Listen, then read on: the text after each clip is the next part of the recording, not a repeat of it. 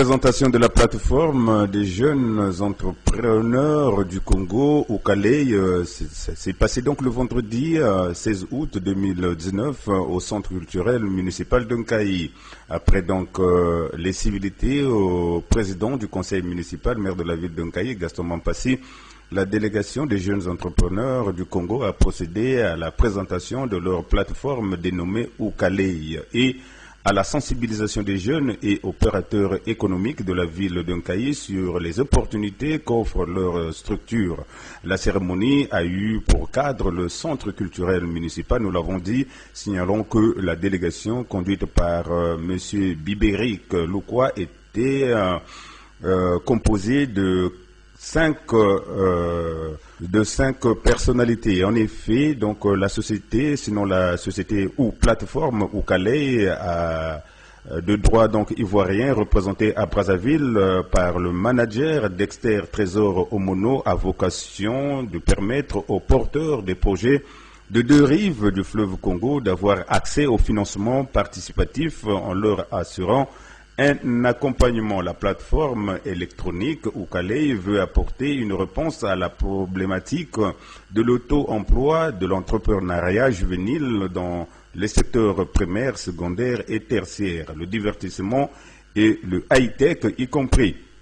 Créée en 2015 en Côte d'Ivoire, la structure a pris ces quartiers de Brazzaville tout en étant au service des jeunes de Kinshasa en République démocratique du Congo. En dehors de l'accès au financement au Calais, facilite vis-à-vis des jeunes porteurs des projets et organise également des séminaires de formation et d'orientation. À propos de la formation en ligne, suivant Reims, Trésor Ngandou, représentant d'Alform au Congo-Brazzaville.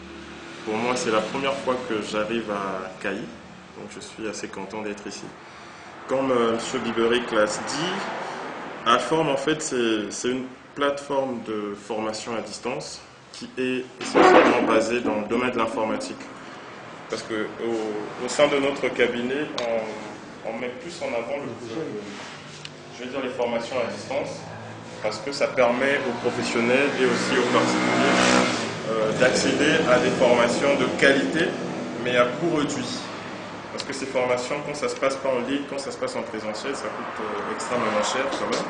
Et quand ça se passe à distance, c'est vrai que ça demande à ce que les gens puissent avoir Internet, mais c'est à des coûts relativement bas. Et moi, c'est mon avis, je pense qu'il est important de sensibiliser les gens, sinon pas les initier au e-learning, l'apprentissage à distance, parce que c'est le futur de l'éducation. Dans d'autres cieux, se former ou encore s'éduquer, ça ne se passe pas forcément dans une salle de classe. Il y a des gens qui apprennent chez eux à la maison, sur leur smartphone, ils apprennent à n'importe quel moment, à n'importe quel endroit. Et on a quand même des modèles, des gens qui ont appris de cette manière-là, des vidéos sur Internet, sur YouTube, qui aujourd'hui travaillent en entreprise, ont des compétences qui les permettent de gagner leur vie. Et du coup, nous, on pense sincèrement au sein de notre cabinet, on croit que sensibiliser les gens sur les outils et apprentissage est donc essentiel. Une participante à cette activité dégage ce qu'elle a retenu.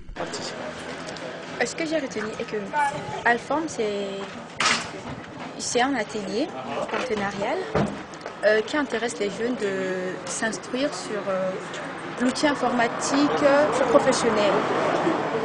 Qui dit que nous les jeunes et les parents, nous ne devons pas nous limiter sur ce qui consiste que Word et Excel, mais plutôt aller un peu plus avancer sur l'Internet, sur ce qu'il s'agit, en fait, sur des grandes bases d'Internet et de l'informatique.